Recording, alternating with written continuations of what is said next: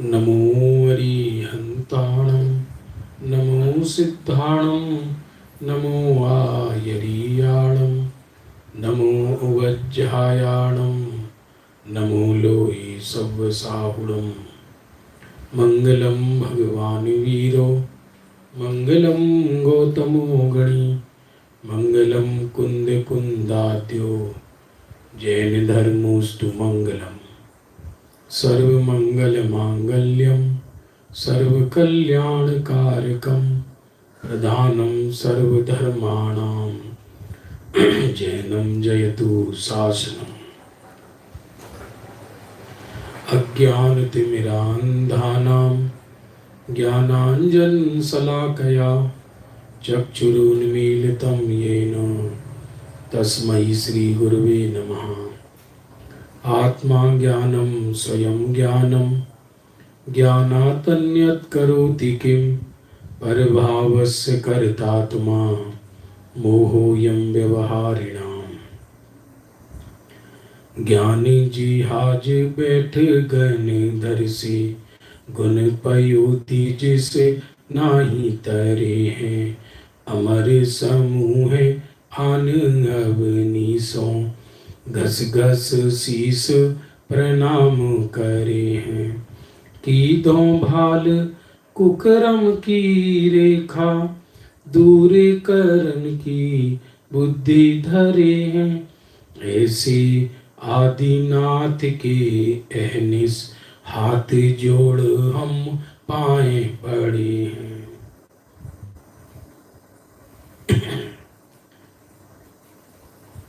बंधु, रात्रिकालीन स्वाध्याय का समय हो चुका।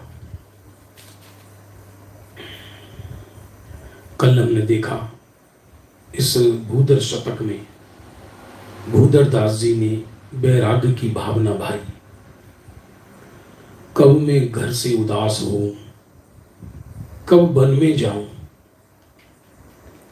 कब मेरा आसन अडूल बनेगा, कब मैं गर्मी शीत आदि को सहन करके आत्म कल्याण में लगूं। संयम की भावना भाई है। कब मेरे को स्टेचू समझकर, पत्थर समझकर हिरन आदि खाज को जाएंगे, कब मैं ध्यान की सेना से मोह की सेना को जीतूंगा, कब एकल विहारी होऊंगा मैं, यथा जात लिंगधारी नग्न दिगंबर संत बनूंगा, कब मैं स्वच्छंद बनूंगा, अर्थात जीवन से पराधीनता नष्ट होगी। फिर राग और वैराग्य में अंतर बताया कि राग के उदय में भोग सुहावने लगते हैं, बिना राग ऐसे लगते हैं जैसे काले नाग हैं। सारे जगत के जीव राग में ही सने हुए हैं। राग जाने पर वो जो भूतकाल में भोग भोगे उनको देखकर ग्लानि आती है। सारी रीति जगत की राग से सनी है। राग के मिटते ही ये जगत का खेल आसार लगने लगता है। अज्ञानियों को राग पच जाता है, ज्ञानी राग नहीं पचा पाते। अब आगे देखो, बहुत प्यारा छंद है 19वां नंबर। हमारी तुम्हारी कथाएं हैं। व्यक्ति धर्म में हो, कर्म में हो, मूर्ख हो, पंडित हो, जिसे देखो वो जगत का उत्कर्ष चाहता है। भोग चाहिए हर किसी को धर्म के नाम पर, किसी को कर्म के नाम पर। और धर्म के नाम पर भी क्या, हाँ, 2 पैसा दान देकर स्वर्ग चाहता है, एक पूजन करके मोक्ष चाहता है। तो ये भोगों का निषेध करते हैं। जिसे देखो उसे, इधर से ये अध्यात्म क्षेत्र छोड़ो, धर्म क्षेत्र छोड़ो, और आप चारों तरफ देखो तो हर व्यक्ति तृष्णा की आग में जल रहा है, हर मोही। वो वर्णन किया, बड़ा ही अभूतपूर्व वर्णन है। अरे तू नित्य चाह चाहत भोग नहीं नर, पूरब पुण्य बिना किम पे है। गजब वर्णन है। अरे तू नित्य चाहत भोग नहीं नर, पूरब पुण्य बिना किम पे है। तू निरंतर भोग चाहता है। जगत के जीव निरंतर भोग चाहते हैं, अज्ञानी जीव। भले ही उदय पाप का सही, लेकिन इच्छा तो सबके ताजमहल बनाने की रहती है। चक्रवर्ती हो या कुली हो, सब भोग चाह रहे हैं। अरे चक्रवर्ती सम्यक दृष्टि होने पर भी चारित्र की अस्थिरता में 6 खंड को जीतने जाता है, बिना तृष्णा के जीतने जाते हैं क्या? अंतर ही इतना है। ज्ञान अज्ञानी परद्रव्य में सुख बुद्धि मानकर परद्रव्य को की तृष्णा करते हैं। ज्ञानी की परद्रव्य में सुख बुद्धि मिट गई। अरे तू नित्य चाहत भोग नहीं नर, पूरब पुण्य बिना किम पे है। निरंतर पुण्य, पूरब वो भोग चाहता है निरंतर, और दूसरे पुण्यवानों के भोगों को देख देख कर दुखी होता है। ये देखो, आप सारी दुनिया में ऐसा ही मिलेगा। बड़े बड़े शहरों में चला जाओ, एक दूसरे का विकास धन दौलत को देख के किया जाता है, उसके स्टैंडर्ड को देखकर किया जाता है। ये बहुत विकसित पुरुष है। इन्होंने इस नगर में आकर 10 मकान बनाए हैं। मिट्टी का ढेर जो जितना आधा अधिक इकट्ठा कर ले, उसे धन, उसे पुण्यवान माना जाता है। अरे तू नित्य चाहत भोग नहीं नर, पूरब पुण्य बिना किम पे है। आचार्य कहते बिना पूरब के पुण्य के एक परमाणु नहीं मिलेगा। ये भी निमित्त की अपेक्षा कथन है। एक मुंह में गेहूं का दाना भी जाएगा तो बिना पुण्य के नहीं जाएगा, कितनी भी चाहत करे जा। वो बड़े पंडित जी साहब का एक बोल बहुत जगत प्रसिद्ध है कि यदि क्या है, पुण्य उदय में चाहे व्यर्थ है, पाप उदय में चाहे व्यर्थ है। पाप उदय में भी चाहे व्यर्थ है और पुण्य उदय में भी चाहे व्यर्थ है। पाप उदय में चाहे इतनी इसलिए व्यर्थ है कि लाख माथा कूट के मर जाए, हो नहीं सकता उसका चाहा। और पुण्य उदय से अपने आप होएगा, चाहे करना बेकार है। इसलिए पुण्य और पाप दोनों के उदय में चाहत बेकार है। अरे तू नित्य चाहत भोग नहीं नर, पूरब पुण्य बिना किम पे है।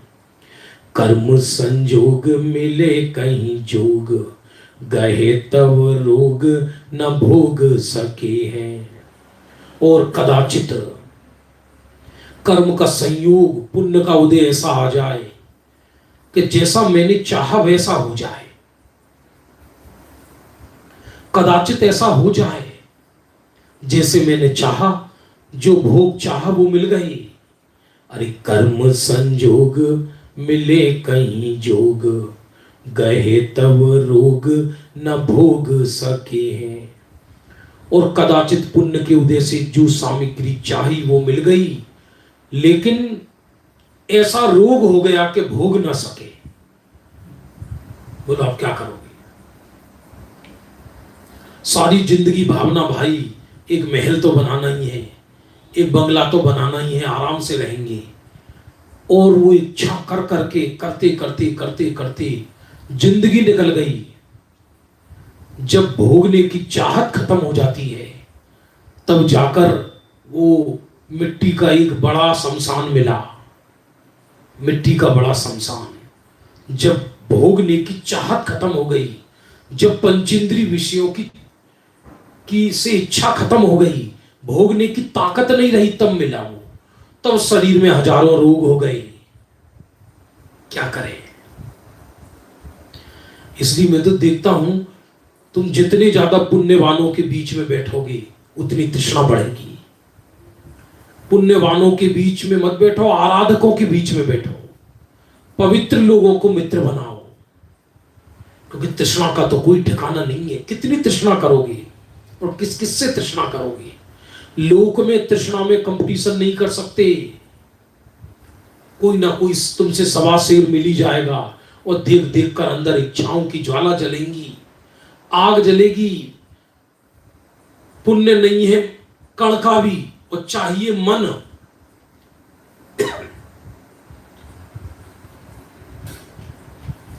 अरे यदि पुण्य उदय क्षीण हो जाए तो चक्रवर्ती के घर में भी जन्म लेकर अनंग धरा को 3000 वर्ष के लिए वनवास में रहना पड़ा और वन में ही देह छोड़ा। 3000 वर्ष। अरे कर्म संजोग मिले कहीं जोग, गए तब रोग न भोग सके हैं। अरे जो दिन चार को ब्योते बन्यो कहूं, ये ब्रज भाषा है ये। अरे जो दिन चार को ब्योते बनो कहूं, तो परी दुर्गति में पछते हैं। और कदाचित 2-4 दिन के लिए भोग मिल गई, मन चाहा हो गया, भोग भी हो गई, तो कह रहे हैं दुर्गति में पछताना पड़ेगा। ऐसा गजब का छंद है, सच कह रहे हैं। इसलिए हमने ये विषय संध्या काल में लिया है। बुद्धि की कम, भावना की ज्यादा जरूरत है इसमें। अरे जो दिन चार को ब्योते बन्यो कहूं, तो परी दुर्गति में पछते हैं। वो कदाचित पुण्य उदय से जैसा चाहा वैसा हो गया, पंचेंद्री के साधन मिल गए, रोग भी नहीं हुआ, भोग भी लिया। मान लो भोगा तो क्या भोगता है, कोई भोग ही नहीं सकता परद्रव्य को। परद्रव्य के भोग का भ्रम कर लिया, कदाचित हो भी गया, इसके मन का हो गया कदाचित। तो क्या कह रहे हैं, तो पर दुर्गति में पछते हैं, फिर दुर्गति में पछताएंगे। चक्रेश्वरी सुनरकेश्वरी बेलिहाज दर्शन है जैन धर्म। चक्रवर्तियों को भी नहीं छोड़ता, परिणाम का फल तो मिलता है। गुरुदेव कहते हैं परिणाम फल ना दे तो 14 राजू ब्रह्मांड को शून्य होना पड़े। क्योंकि परिणाम ही नहीं, परिणाम सिद्ध नहीं हुआ, परिणाम का फल सिद्ध नहीं होता तो परिणाम सिद्ध नहीं होगा, और परिणाम सिद्ध नहीं हुआ तो पर्याय सिद्ध नहीं होगी, और पर्याय सिद्ध नहीं हुई तो द्रव्य सिद्ध नहीं होगा, तो विश्व का अभाव हो जाएगा।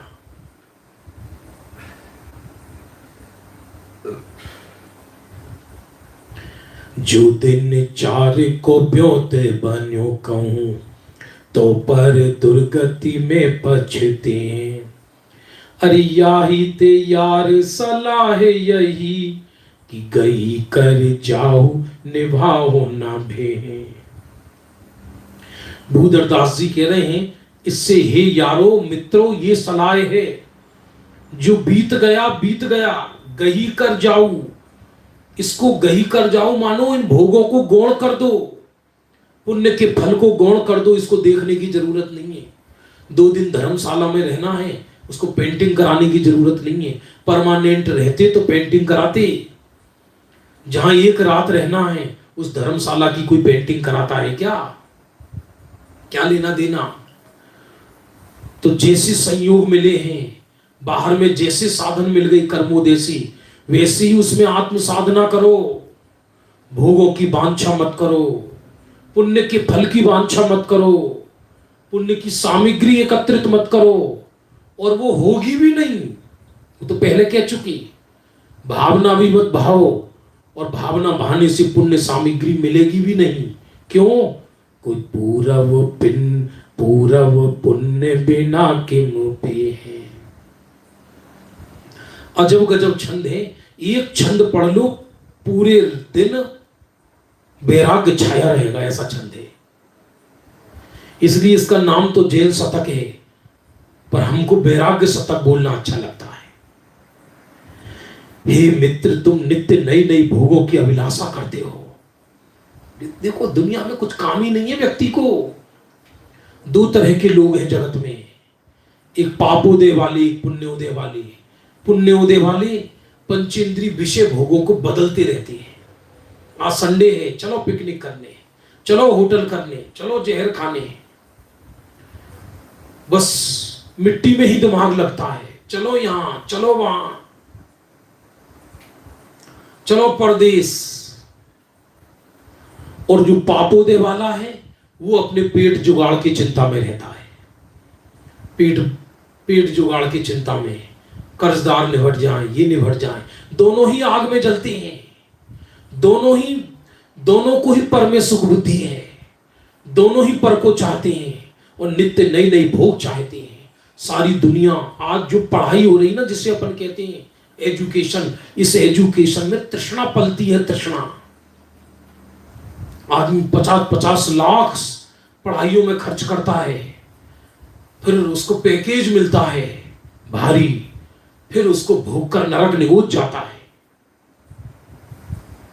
दान देने वाले तो 1% भी नहीं मिलेंगे। अरे सच बात तो ये कि अधिक मिलना, अधिक पुण्योदय भविष्य के नरक की गारंटी है, यदि अधिक पुण्योदय में वैराग्य ना हो तो। क्योंकि एक कुर्ता 500 रुपये का आता है, एक कुर्ता 5000 का आता है, अंतर ही तो, दोनों ने तन ही तो ढका है, लेकिन 5000 की इच्छा है। फिर 5000 का मिल गया तो 5 लाख वाले की इच्छा है। तो तृष्णा की आग जलती रहती है, कितना भी कमा ले। हाथी के मुंह में जीरा जैसा रहता है, ऊंट के मुंह में जीरा जैसा। तुम्हारे पुण्योदय के बिना तुम्हें मिल नहीं सकते, कितना भी तुम माथा फोड़कर मर जाना। और कदाचित पुण्योदय से मिल भी गए तो हो सकता है रोग के कारण तुम भोग ना सको। कदाचित तुम्हारी और हमारी इच्छा के अनुसार भोग के साधन मिल जाए तो रोग हो जाए कि भोग ना सको। श्रीपाल को हो गया रोग, कोटि भट्ट थे, कोटि भट्ट। अपना राजपाट छोड़ना पड़ा क्योंकि बदबू आती थी तन में से। घर में शुगर, मिठाइयों की दुकान है, पर शुगर रोग है, भोग ना सके। और कदाचित पुण्योदय से भोग के साधन परिग्रह आदि मिल भी गए तो रोग हो जाए, भोग ना सके। और यदि 4 दिन के लिए भी मान लो भोग लिया, कोई ऐसा 4 ही दिन तो है। मैं कल विचार कर रहा था, हर रविवार को कथा सुनाते रामचंद्र जी की 17,000 वर्ष आयु, 83 लाख पूरब थी इनकी भरत जी की। 1 करोड़ों करोड़ों अरबों अरबों खरबों खरबों वर्षों वाले भोगों की प्लानिंग करें तो समझ में आता है। यहां तो जन्म लेते लेते बूढ़ा हो रहा है व्यक्ति। किस भोगों की कल्पना कर रहे हैं, किस भविष्य की कल्पना कर रहे हैं? भविष्य ही नहीं है, काय का भविष्य। अभी हॉस्पिटल में जाए, जिंदा आएगा या नहीं कुछ नहीं पता। कितने कोरोना में कितने गए हॉस्पिटल, आई नहीं।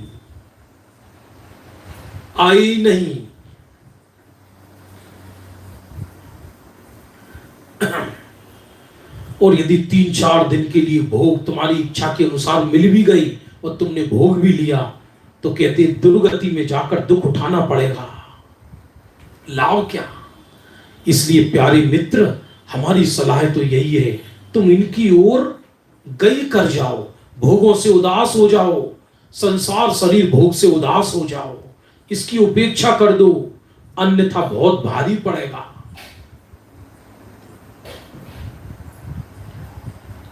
इसको स्थूल विषय मत समझना, क्योंकि दरअसल क्या है, हम पढ़ बहुत रहे हैं लेकिन अंदर से हमारे अंदर विरक्ति नहीं आई है।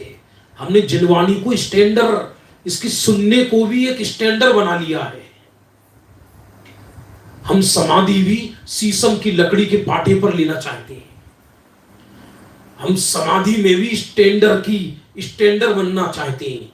हर व्यक्ति स्मार्ट हो गया है, smart pen, smart mobile, smart पलंग, ग्रंथ पढ़ेगा तो ग्रंथ को भी स्मार्ट बनाएगा। स्मार्ट मौत, स्मार्ट मौत का मतलब है दुर्गति, दुर्गति, दुर्गति, दुर्गति।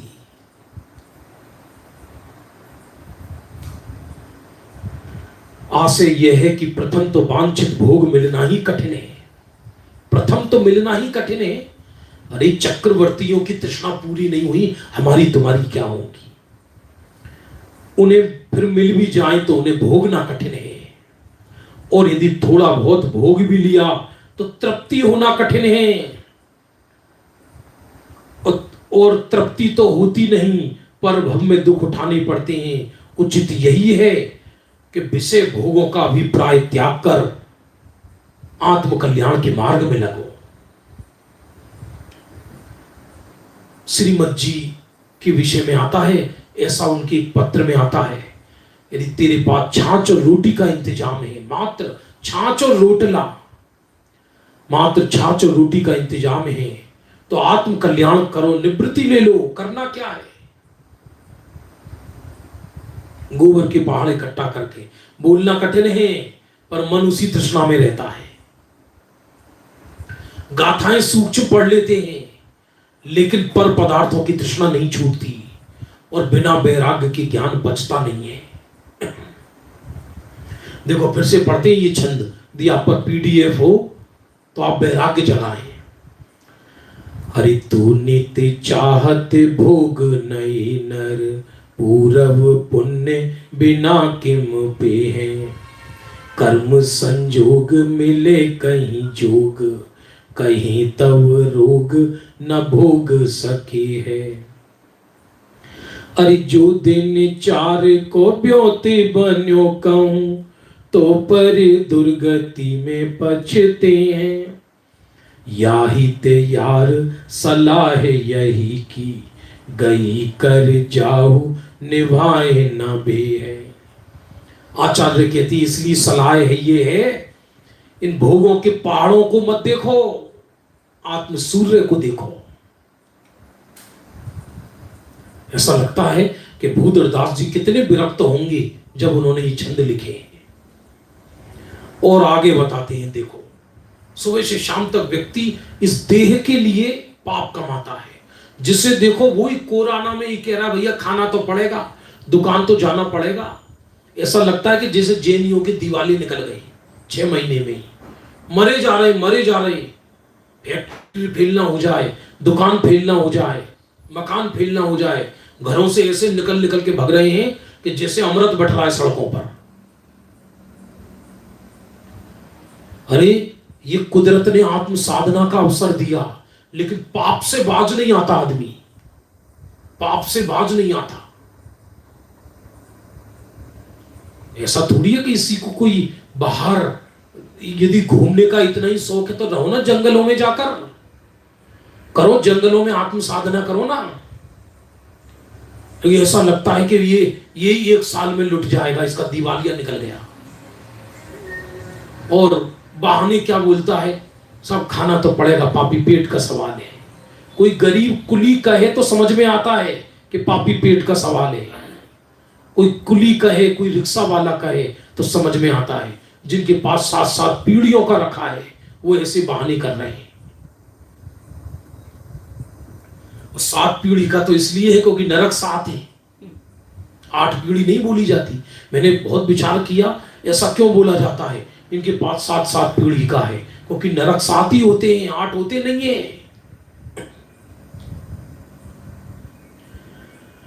तो इस देह के लक्ष्य से ये मायाचारी करता है अज्ञानी जीव।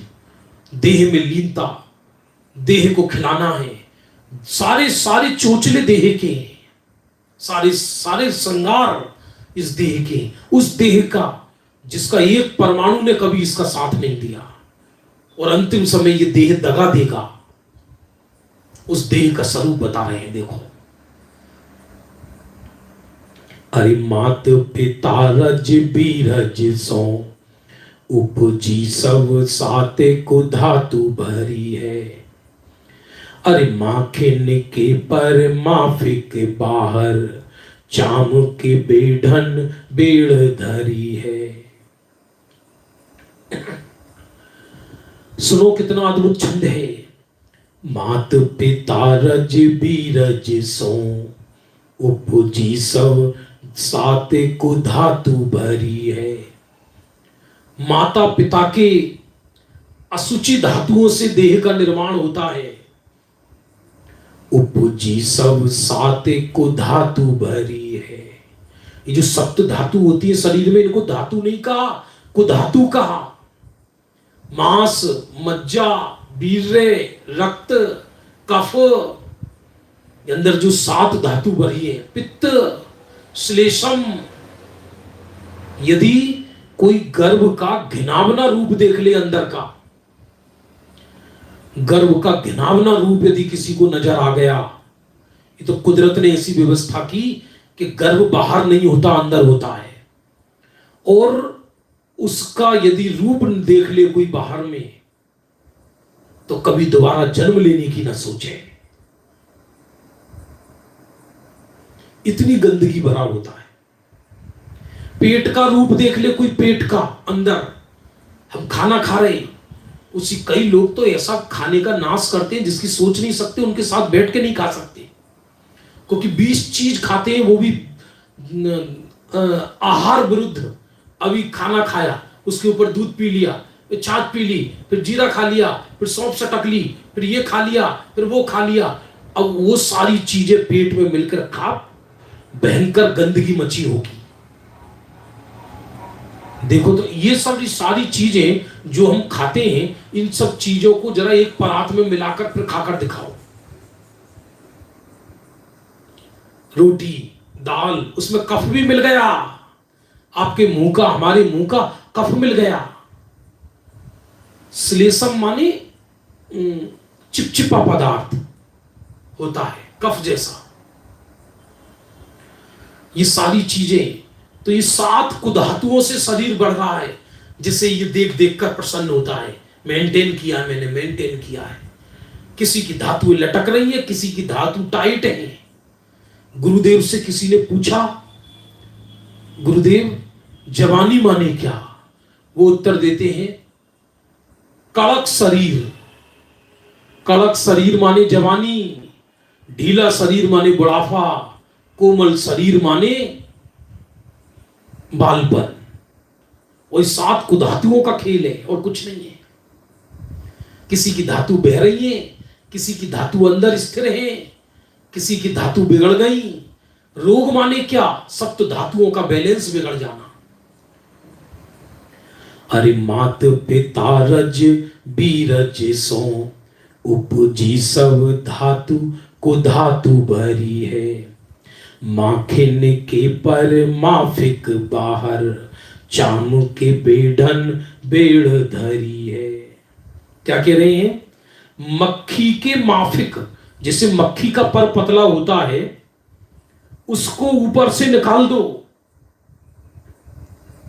माखिन के पर माफिक बाहर, मक्खी के पर के समान वो उसके ऊपर एक त्वचा, चमड़ी चढ़ी हुई है, जिसे ऊपरी त्वचा कहते हैं। मक्खी के पर के बराबर होती है ये। इसके नीचे फिर मोटा मांस होता है और उसके अंदर ये धातुएं बह रही हैं। मांस खुद एक धातु है, जिसे चर्बी कहते हैं। और ना ही तो आए लगे अभी बक, बायस जीव बचे ना घरी है। और यदि इस सप्त धातुओं के ऊपर मक्खी के पर बराबर ये त्वचा नहीं लगी होती, तो क्या होता? ना ही तो आए लगे अभी ही बक, माने चील कौआ आकर इसको नोच नोच कर ले जाए, यदि ये ऊपर की त्वचा ना लगी रहे तो। व्यक्ति मर जाता है ना, सड़क पर गाय भैंसे पड़ी रहती है, देखो देखकर आंखें बंद हो जाए, पर करे क्या? व्यक्ति धीरे धीरे जगत के इस आधुनिक युग में क्रूर हो गया है। सड़क पे कुत्ता मरा पड़ा रहे, बिल्ली मरी पड़ी रहे, गाड़ियों में बैठे लोग पौ पौ कर रहे हैं, साइड में एक इधर मरा पड़ा, एक इधर मरा पड़ा, एक इधर मरा पड़ा, तो कौवे वगैरह देखते रहते हैं, ये गाड़ियां हटे तो हम नोच के लेके जाएं। सब अपने अपने इंतजाम की व्यवस्था कर रहे हैं। बड़ा विचित्र स्वरूप है बंधु जगत का।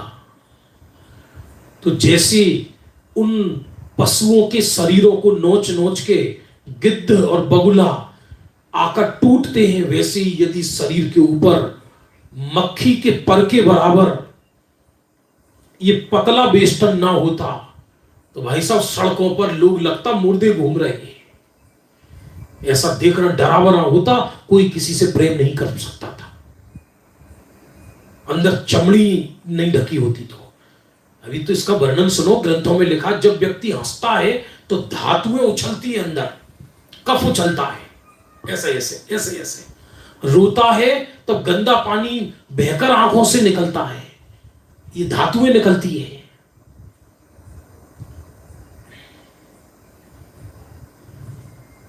ये व्यक्ति जब हंस रहा हो तो इसका एक्सरा बनाओ, एक्सरा, वो जो आजकल होते हैं ना, पूरा दिखाई देता है जो, ओहो, तो आप देखोगे वो शरीर अंदर का ढांचा दिखाई देगा, जैसे कोई भूत हंस रहा हो, पागल हंस रहा हो, मोही हंस रहा हो।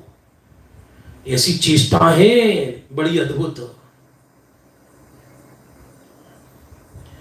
मक्खी की, अरे नाही तो आए लगे अभी ही बक, बायस जीव बचे न घरी है। यदि इस पर बेष्टन नहीं होता शरीर पर, तो ये कौवे और बगुले शरीर को उड़ाकर ले जाते, अभी तक बचता नहीं है। अरे देह दशा ये दीखत भ्रात, अरे देह दशा ये दीखत भ्रात, घिनात नहीं किन बुद्धि हरी है। क्या गजब लिखा है। ऐसी दशा देह की प्रत्यक्ष देखने में आती है, ऐसी दशा देह की प्रत्यक्ष देखने में आती है, फिर भी तू देह से, तुझे घृणा नहीं होती और इस देह से राग होता है। तेरी बुद्धि किसने हर ली है? हम आपको सही कह रहे हैं, हम अतिशयोक्ति नहीं कह रहे। इतने ऐसा बैराग का विषय है, हमने पूर्व में कई बार पढ़ा ही है। हमारा भाव आया, हम तो हमारे बैराग्य के पोषण के लिए पढ़ रहे भाई। अब जितने लोग लाभ ले रहे हैं अच्छा है। अरे देह दशा यह दीखत भ्रात, अरे देह दशा यह दीखत भ्रात, घिनात नहीं किन बुद्धि हरी है। फिर भी जीव को इस देह से घृणा नहीं होती, देह से भेद विज्ञान नहीं होता, देह को भिन्न नहीं जानता, देह के पोषण में ही लगा रहता है। तो तेरी बुद्धि को किसने हर लिया है? श्रीमद जी कहते हैं, श्रीमद जी साधना करते थे तो देह सूख गया। तो किसी ने उनसे कहा, साहिब इस शरीर को इतना मत सुखाओ। तो उत्तर देते हैं, हमारे एक ट्यूबवेल है और 2 बगीचे। यदि हम आत्मा के बगीचे में पानी देते हैं तो देह सूख जाता है, और देह के बगीचे में पानी देते हैं तो आत्मा सूख जाता है। बहुत गजब लिखा है। पढ़ते छंद पढ़ते हैं आगे, फिर तीसरा छंद लेंगे आज। और अरे मात पिता रज बीरज सो, उपजी सब सात को धातु भरी है। ऐसा विषय है ये जो सबके समझ में आएगा। अरे मात पिता रज बीरज सो, उपजी सब सात को धातु भरी है। अरे माखिन के पर माफिक बाहर, चाम के बेढन बेड़ धरी है। अरे नाही तो आए लगे अभी ही बक, बायस जीव बचे न घरी है। अरे देह दशा ये दीखत भ्रात, देह दशा ये दीखत भ्रात, घिनात नहीं किन बुद्धि हरी है।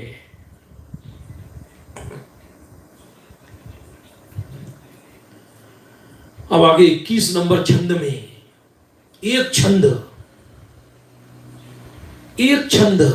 बस एक छंद विचार एक दिन पढ़ लेना, एक एक छंद बहुत है। हम तो ज्यादा ले रहे हैं, पूरा दिन वैराग्य में भीगता रहेगा, गर्दन ऊपर नहीं उठेगी। ऐसा बढ़िया वर्णन है। आगे क्या कहते हैं, बहुत गजब का वर्णन, संसार का स्वरूप बताया है। इधर घर गृहस्थी में मोही लोग रहते हैं। घर गृहस्थी तो हम कहते हैं, घर एक मंदिर है, वो शमशान, इसमें बिल्कुल भी बुरा मत मानना। ये मोहियों के द्वारा बनाया हुआ शमशान है, जिसे हम घर एक मंदिर कहते हैं, जिसमें मोही रहते हैं। सुबह से शाम तक राग द्वेष के जंजाल जंजाल जंजाल।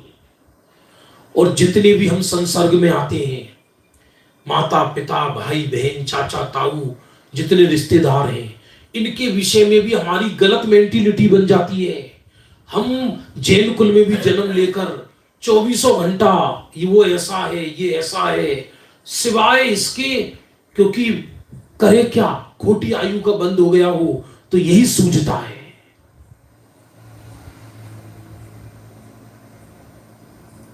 तो कहते हो घर का क्या स्वरूप है, जरा सुनो संसार का। हमें कहता ना सब इनके पुण्य का उदय, इनके पाप का उदय। अरे क्या बक रहे हो, ये मोहल्ला हमारा, ये कॉलोनी बड़ी सुंदर है। क्या कॉलोनी सुंदर है तुम्हारी? पथरा की सुंदर है क्या? ये कॉलोनी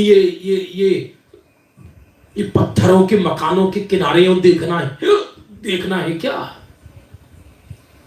ये कॉलोनी बहुत सुंदर है। सुनो सुंदर क्या कह रहे हैं भूधरदास जी। अरे काहू घर पुत्र जायो, काहू के वियोग आयो, काहू राग रंग, काहू रोआ रोई पड़ी है। अरे काहू घर पुत्र जायो, काहू के वियोग आयो, काहू राग रंग, काहू रोआ रोई पड़ी है। किसी के घर पुत्र का जन्म हो गया और बगल में ही किसी के यहां पुत्र का वियोग हो गया। अरे देखो तो सही हमारी क्रूरता। यदि पड़ोस से हमारी नहीं बनती है और पड़ोस में कोई मर गया तो कहते दरवाजा बंद कर लो, भूत ना आ जाए। ऐसे समझता है इसकी लाश में खुशबू आ रही है और उसकी लाश में बदबू आ रही है। अरे लाशें दो नहीं होती, जिंदा और मरी। ये शरीर दो तरह के नहीं होते, शरीर एक ही है। शरीर तो मृत ही है। इस मृत शरीर के साथ आत्मा है तो इसे जिंदा कहा जाता है। आत्मा तो मरा हुआ ही, शरीर तो मृत ही है और आत्मा सदा जिंदा है। अरे काहू घर पुत्र जायो, काहू के वियोग आयो, काहू राग रंग, काहू रोआ रोई पड़ी है। किसी के घर राग रंग हो रहे हैं, घर में 2-4 बच्चे हो गए, 1-2, अब पूरी जिंदगी इसी में निकले जा रहे हैं। बर्थडे बर्थडे बर्थडे, आ वो। अरे फूट गए कर्म। क्षुद्र वृत्तियां हैं ये, क्षुद्र वृत्तियां। और 1 मिनट में किसी के घर राग रंग और काहू रोआ रोई पड़ी है। किसी के मालूम पड़ा कि कोरोना में 3 लोग चले गए, किसी का एक्सीडेंट हो गया। ऐसा विश्व का, ऐसा संसार का, वसुधा का एक भी दिन कोई ऐसा बता दे जिस दिन शमशान में चिता ना जली हो।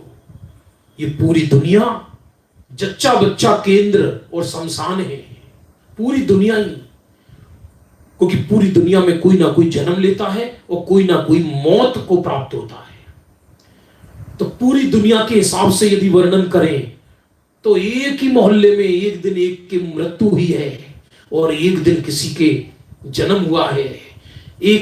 एक के रोग है, एक हंस रहा है, एक रो रहा है। अरे सच्चा ज्ञानी हो ना तो मुंह में कौर ना जाए, मुंह में कौर ना जाए। दूसरों के दुखों को देखकर दरवाजा बंद करके अट्टास लगाना ये रौद्र ध्यान का चिन्ह है। इसलिए मुनि भगवंत नगर में आहार लेने आते हैं और कहीं भी उन्हें यदि कोई दुख में नजर आ जाए तो अंतराय करके चले जाते हैं। मुनिराजों को इतना राग नहीं कि किसी को दुख में देखकर अपने पेट को भर ले। यहां तो अखबार पढ़ रहे हैं लोग, पता भी कैसा बोल रहे हैं, आज बस 700 मरे हैं, आज बस 700 वर्ष, उन 700 में यदि तेरा नंबर होता तो तू ऐसा बोलता क्या? इन 700 में तेरे परिवार वाले का नंबर होता तो तू ऐसा बोलता क्या? उन 700 में तेरा सगा बेटा होता तो तू ऐसा बोलता क्या? उन 700 में यदि तू खुद होता तो तू बोलने लायक रहता क्या? कैसी गलत भाषा बोलते हैं। ऐसा लगता है कि जैन धर्म में जन्म कैसे ले लिया, जैन कुल में। आज तो बस 700 मरे हैं।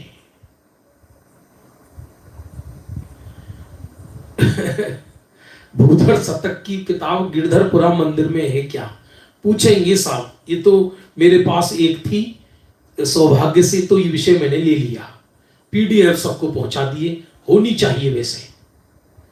अरे काहू घर पुत्र जायो, काहू के वियोगे आयो, काहू राग रंग, काहू रोआ रोई पड़ी है। स्टेशनों पर, ट्रेनों में फर्स्ट क्लास में बैठकर हम भोजन करते रहते हैं, और उधर ट्रेन के बाहर, स्टेशन के बाहर खड़े हुए भिखारी टक टक टक टक टक टक करते रहते हैं। देते लाला, बाबूजी, एक टुकड़ा दे दो, एक टुकड़ा दे दो। वो कदाचित वो स्टेशन पे बैठा हो, ये माल मसाले खा रहा हो, देखता रहता है, और ये भाग से छट, और ये चुपचाप बैठ के खाता है। कैसे मुंह में उतर जाता है। कोई भोग नहीं है, बेशर्माई के भोग है। लोग कहते हैं ना इनके पुण्य के उदय हैं। कोई पुण्य के उदय नहीं है, ये सब बेशर्माई के पुण्य है। क्योंकि असली पुण्य तो वो है कि जिसको पुण्य उदय से विरक्ति हो जाए।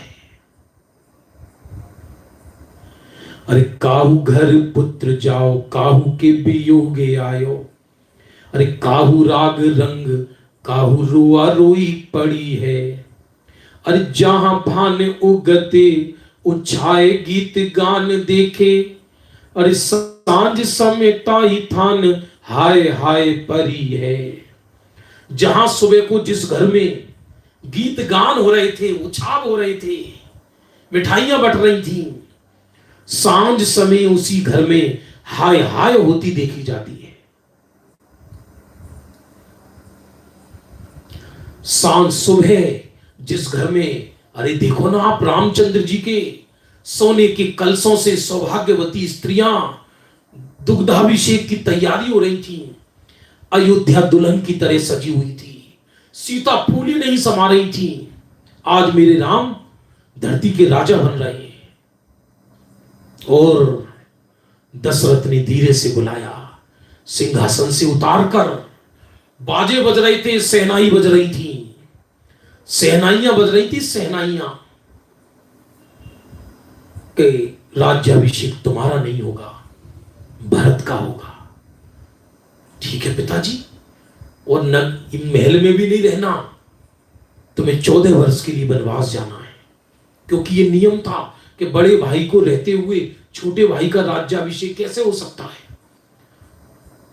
सुबह जो तख्ती शाही पर बड़े सज धज के बैठे थे, दोपहरी वक्त में उनका हुआ था बास जंगल का।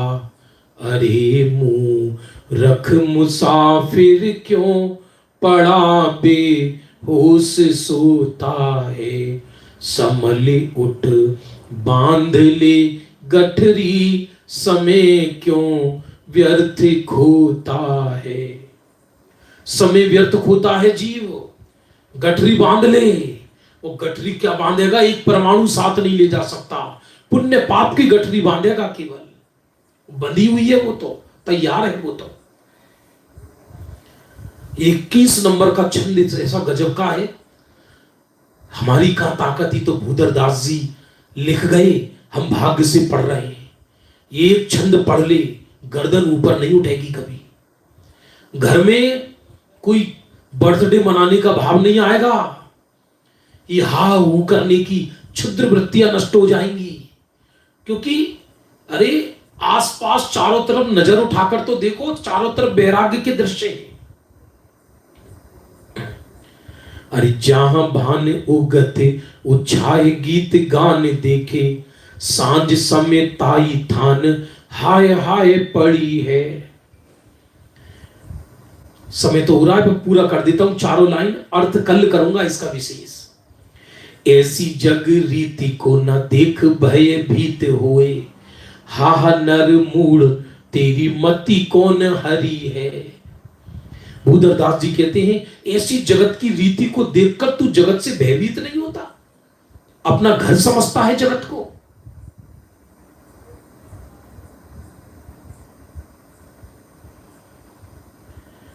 ऐसी जग रीति को न देख भय भीत होए, हा नर मूड तेरी मति कौन हरी है। अरे मानुष जन्म पाए सोबत बिहाए जाए, अरे सोबत करोड़न की खोबत करोड़न की एक एक घड़ी है। मनुष्य जन्म पाकर पूरा मनुष्य जन्म राग द्वेष में जा रहा है। एक एक घड़ी को, एक एक घड़ी जो सो रहा है, करोड़ों की एक एक घड़ी खो रहा है। 8-8 10-10 घंटे सोता है व्यक्ति, 1 घंटे में 2 बार केवल ज्ञान होता है।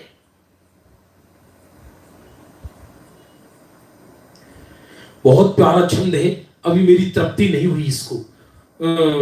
21 नंबर छंद को, काहू घर पुत्र जाए, संसार की दशा बताई है गजब की। कल इस पर चर्चा करेंगे पुनः, अभी समय हो गया। प्रातः काल पुनः मिलेंगी अद्भुत ग्रंथ द्रव्य दृष्टि प्रकाश में प्रातः 8:15 बजे। जावाणी के ज्ञान ते सूझे लो कालो, सोवाणी मस्तक नमो सदा देत तिहुं धो।